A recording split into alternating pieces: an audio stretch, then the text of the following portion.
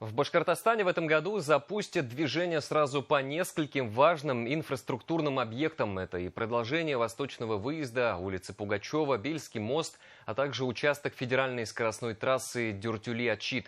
На расширенном заседании коллегии регионального Минтранса сегодня подвели итоги прошлого года и наметили планы на текущий. Упор будет сделан на реконструкцию мостов. Также продолжится работа по ремонту дорог. Подробности в материале Анастасии Ильчебаевой. Мост во времени, так можно назвать эту переправу. Местные же говорят долгий. Не из-за сроков строительства, рабочие как раз от графика не отстают. Просто мост соединяет две республики, город Октябрьский и поселок Урусу, Татарстана. И разница во времени по обе стороны переправы 2 часа.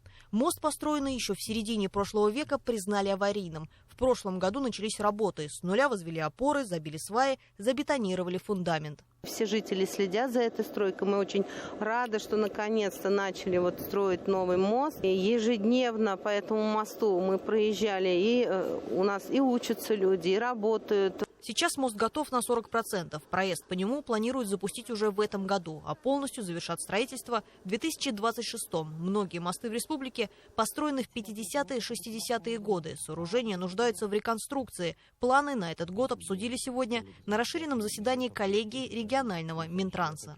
В этом году мы сделаем более 1000 километров автомобильных дорог, построим и реконструируем 22 километра, это хороший показатель. Главный упор в этом году у нас будет на мосты и путепроводы, реконструкция и капитальный ремонт. Также мы ведем работу с Министерством транспорта Российской Федерации по привлечению федерального финансирования на приобретение транспорта подвижного состава. Это как электротранспорт, так и автобусы различного класса. Прошлый год выдался насыщенным на открытие инфраструктурных проектов. Историческое событие – запуск движения по восточному выезду, начатому более 30 лет назад. Проект также должен был связать трассы М5 и М7. К концу года, сообщили в Минтрансе, будет запущено движение по связующему участку от путепровода над проспектом Салавата Юлаева к улицам Комсомольская и Николая Дмитриева. Мы соединим данную дорогу с направлением М7. И у нас транспортный поток может транзитом проходить через Уфу, минуя длительные объезды, при этом сокращая порядка 50 километров объездной дороги. Серьезно разгрузить автомобильный поток на въезде в Уфу должны и южные ворота. Осенью запущено движение по улице Генерала Рыленко и частично по Пугачева. Последнюю полностью обещают открыть уже в сентябре. Активно работы ведутся и на Старом Бельском мосту. До начала паводка строители планируют соединить пролетное строение. В этом году планируется сдать объект под проезд ближе к 3-му кварталу этого года. И до конца года все основные работы планируем завершить.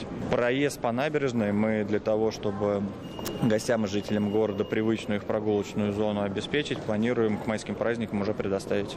В этом году продолжится программа ремонта фонящих дорог, то есть тех, на которые приходит больше всего жалоб от жителей республики. Для безопасности движения также установят почти 60 комплексов фото-видеофиксации. Сегодня мы подвели итоги с нашим Министерством транспорта.